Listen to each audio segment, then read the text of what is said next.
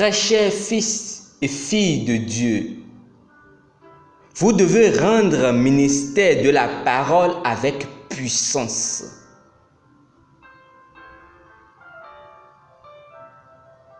Il faut que votre ministère de la parole sorte avec puissance. Agée chapitre 2 verset 9 dit: la gloire de cette dernière maison sera plus grande que celle de la première, dit l'Éternel des armées.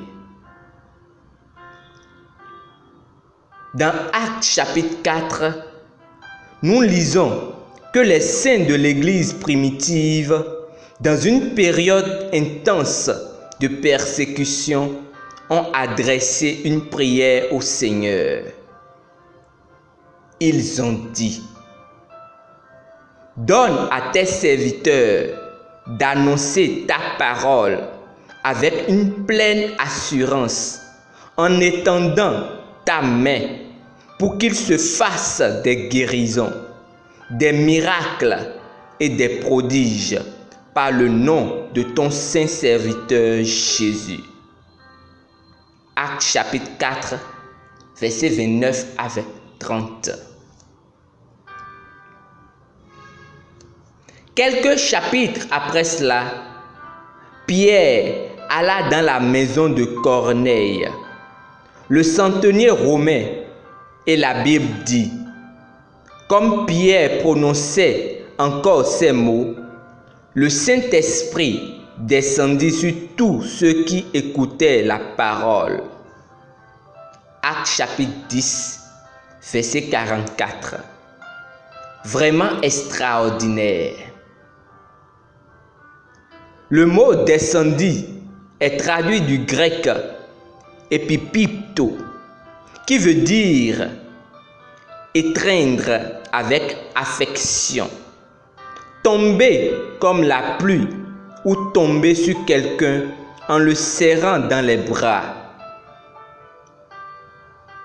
Comme Pierre prononçait ces gracieuses paroles du salut, le Saint-Esprit étreignit tout le monde dans la maison de Corneille, et ils furent tous recréés et remplis de l'Esprit. Alléluia.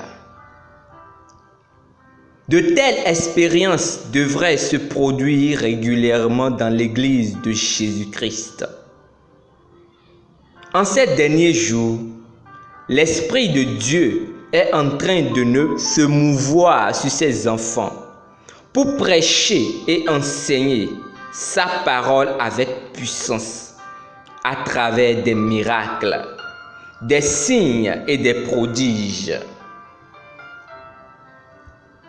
Le peuple de Dieu, partout dans le monde entier, sera étonné du mouvement de l'Esprit dans leur vie, dans une dimension qu'ils n'avaient jamais vue auparavant. Soyez conscients de cela lorsque vous allez partout prêcher la parole de Dieu.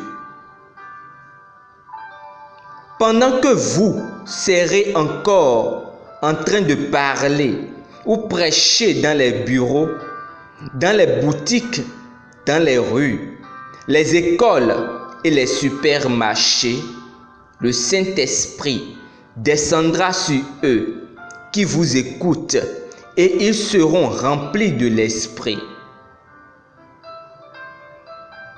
Immergez-vous en lui chaque jour avant de sortir. Soyez remplis de l'Esprit. Imprégnez davantage votre esprit dans le Saint-Esprit à travers la communion. Priez et jeûnez plus souvent. La puissance de Dieu qui sauve, guérit, délivre et bénit dans l'Évangile, lequel vous a été confié pour être partagé avec les autres par la puissance de l'Esprit de Dieu. Et voici le moment. Prions ensemble. ô éternel Dieu, nul n'est comme toi. Tu es le plus grand que tous. Et toutes les nations t'appartiennent. Les cieux chantent tes louanges, et ton nom est élevé à jamais. Comme tes enfants s'en vont partout prêcher l'évangile, tu confirmes leurs paroles par des signes accompagnateurs, provoquant de massives moissons d'âmes dans le royaume au nom de Jésus.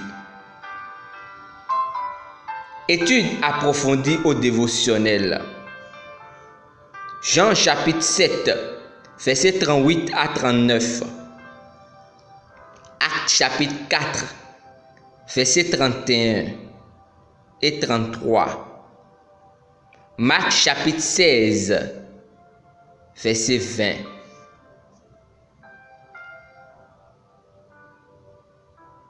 Nous espérons que vous avez été bénis par ce dévotionnel. Nous vous invitons à faire de Jésus-Christ votre Seigneur et Sauveur personnel en priant sincèrement de tout votre cœur. Ô Seigneur Dieu, je crois de tout mon cœur en Jésus-Christ, Fils du Dieu vivant. Je crois qu'il est mort pour moi et Dieu l'a ressuscité des morts. Je crois qu'il est vivant aujourd'hui. Je confesse de ma bouche que Jésus-Christ est le Seigneur de ma vie à partir d'aujourd'hui. Par lui et en son nom, j'ai la vie éternelle. Je suis né de nouveau. Merci Seigneur d'avoir sauvé mon âme. Je suis désormais un enfant de Dieu. Alléluia. Félicitations. Vous êtes désormais un enfant du Très-Haut. Pour recevoir plus d'informations sur comment vous pouvez grandir en tant que chrétien, veuillez nous contacter à l'une des adresses ci-dessous dans la description. Merci infiniment pour votre écoute. Demeurez bénis. Amen.